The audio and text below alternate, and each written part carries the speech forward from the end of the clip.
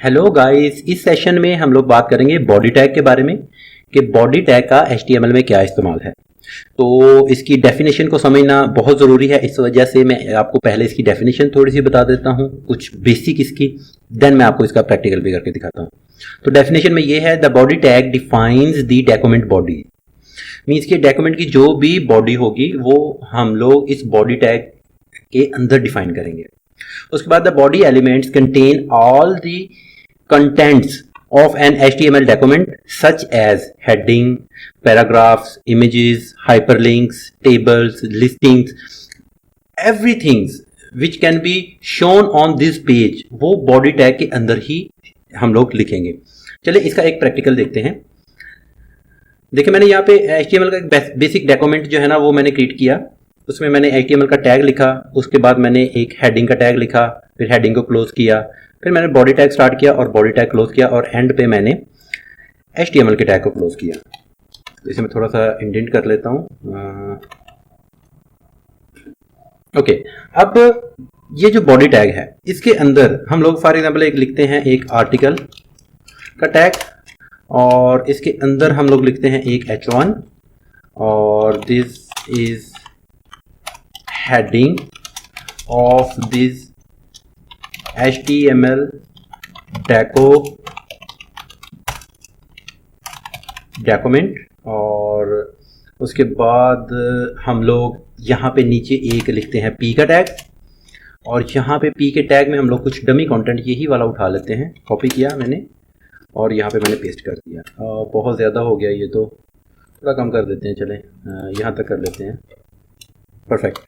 Control S save करते हैं और अपने पेज में चल के देखते हैं। हमारे पेज का नेम है body.html। तो देखें हमारे पास एक हेडिंग आ चुकी है और एक हमारे पास पैरा आ चुका है। अब देखें जो बॉडी टैग होता है, जितने भी आपके इमेजेस हैं, मिसाल के तौर पर हम लोग यहाँ पे एक इमेज ऐड करते हैं। मैं लिखता हूँ img और img के अंदर एक हमारा इमेज पड़ा हुआ है यहाँ पे image.jpg, और इसकी विड्थ हम लोग कर देते हैं विड्थ 300 पिक्सल्स।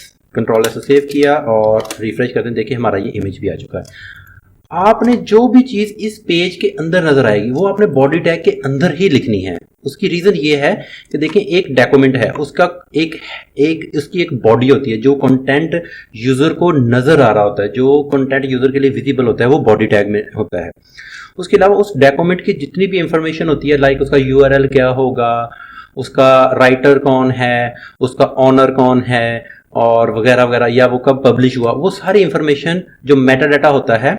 मेटा डाटा क्या होता है? मेटा डाटा होता है जो डाटा अबाउट डाटा, यानी कि जो डाटा, जो इंफॉर्मेशन किसी इंफॉर्मेशन के बारे में होती है। मिसाल के तौर पर ये हमारा एक पेज है, तो ये हमारी इंफॉर्मेशन है। इस इंफॉर्मेशन के मुतालिक जो इंफॉर्मेशन होगी कि ये किसने लिखी ये इंफॉर्मेशन, इसका ऑनर कौन है, इसे कब पब्लिश किया गया, और इसका जो वेबसाइट है वो क्या है, वगैरह वगैरह, वो सारे डाटा जो है वो डाटा मेटा डाटा कहलाएगा और उसे हम लोग हेड टैग के अंदर लिखेंगे। तो हेड एंड बॉडी। और दूसरी चीज बॉडी टैग से रिलेटेड ये है कि बॉडी टैग सिर्फ एक बार ही यूज हो सकता है किसी भी HTML डॉक्यूमेंट में। मीन्स कि एक ही बॉडी टैग हमने स्टार्ट किया और इसे हमने यहाँ पे आके क्लोज कर दिया, और दूसरा बॉडी टैग हम लोग यहाँ पे नहीं लिख सकते। ये कुछ HTML के स्टैंडर्ड्स हैं। सो आई होप सो कि जो मेन चीज़ें थी, जो इंपॉर्टेंट चीज़ें थी, वो आपको बॉडी टैग के बारे में समझ लग गई हैं। इस तरह के मजीद वीडियोस के लिए हमारे चैनल को सब्सक्राइब करें। Thank you very much for watching this session and stay tuned.